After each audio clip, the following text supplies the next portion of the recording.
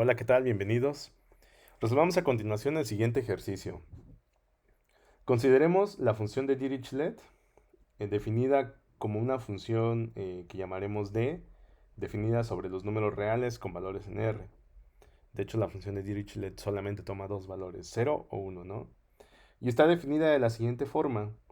D de x es igual a 1 si x es un número racional y 0 si x es un número irracional. ¿Sí? Entonces, consideremos estas funciones, o definamos estas funciones. G de x definida como x por la función de Dirichlet. Y h de x definida como x al cuadrado por la función de Dirichlet. ¿Sí? Y estas funciones están definidas pues para cualquier número real.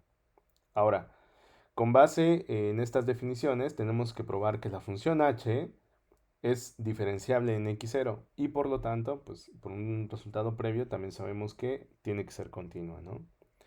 Y también se nos pide verificar que la función g es continua, pero no es diferenciable. De hecho, entonces la función g pues es un ejemplo, podría ser un ejemplo de una función tal que continuidad no implica diferenciabilidad, ¿no? Entonces comencemos con la parte uno. Tenemos que probar que esta función es una función diferenciable en x0. Entonces, tenemos que probar entonces que el límite de este cociente diferencial pues existe. Entonces tenemos que probar que el límite cuando x tiende a 0 de h de x menos h de 0 sobre x menos 0 existe. Pero notemos que esta expresión pues es simplemente, dado que h de 0 pues es 0, esta expresión, este cociente diferencial es simplemente x al cuadrado por d de x sobre x. Entonces, este límite es igual a el límite cuando x tiende a 0 de x por d de x, ¿sí? Se cancelan, por así decirlo, el exponente con el x del denominador. Entonces, todo, todo se resume o resta probar que este límite existe, ¿no? Entonces, tenemos que verificar que este límite existe. Observemos lo siguiente. Para todo número real se verifica que el valor de dicho número real pues es mayor o igual que menos el valor absoluto del número y menor o igual que el valor absoluto del número. De manera similar para todo número real, se verifica que la función de Dirichlet en ese punto siempre es mayor o igual que cero y menor o igual que uno, ¿sí? Entonces tenemos dos desigualdades, fíjense. Para cualquier número real se verifica esta cadena de desigualdades y también esta. Entonces, de estas dos desigualdades, lo que nosotros podemos concluir es que para cualquier número real, x por d de x es menor o igual que el valor absoluto de x por d de x. Sin embargo, como la función de Dirichlet es simplemente, puede ser a lo máximo 1, o sea, es menor o igual que 1, pues esta expresión es menor o igual que el valor absoluto de x. Por otro lado, tenemos que x por d de x es mayor o igual que menos el valor absoluto de x por d de x. Sin embargo, nuevamente, como d de x es 0 o 1, pues esta expresión siempre va a ser mayor o igual que menos el valor absoluto de x. ¿Sí?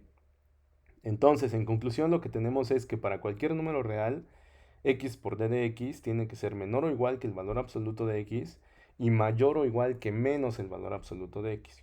¿Sí? Entonces ahora, apliquemos la ley del sándwich para límites. Entonces, por el teorema del sándwich para límites, lo que tenemos es que el límite cuando x tiende a 0 de x por d de x, pues es menor o igual que el límite cuando x tiende a 0 de el valor absoluto de x y mayor o igual que el límite cuando x tiende a 0 de menos el valor absoluto de x. Sin embargo, el límite izquierdo y el límite derecho, pues resulta que existen y además son iguales a cero.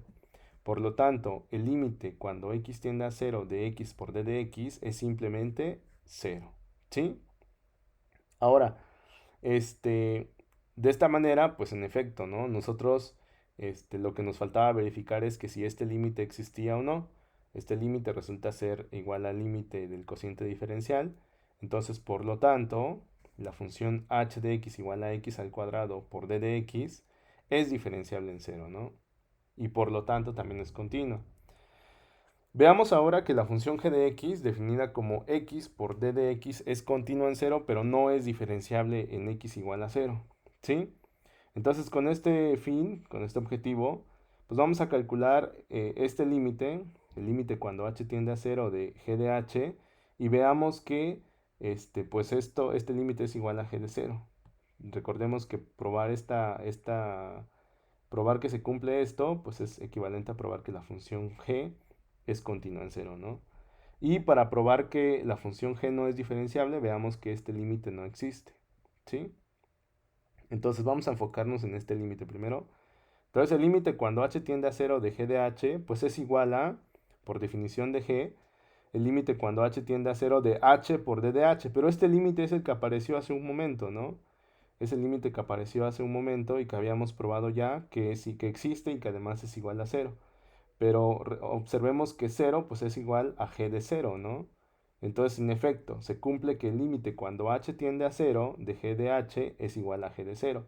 Por lo tanto, la función g de x igual a x por d de x es continua en cero. Resta probar que la función no es diferenciable en x igual a cero. Para ello tenemos que probar que este límite no existe, ¿no? Entonces vamos a centrarnos en este límite, el límite del cociente diferencial. G de cero, pues es cero, ¿no? Entonces el límite cuando x tiende a cero de este cociente diferencial, pues es simplemente el límite cuando x tiende a cero de x por d de x sobre x. Cancelamos las x y nos queda que el límite del cociente diferencial cuando x tiende a cero tiene que ser igual al límite cuando x tiende a cero de d de x.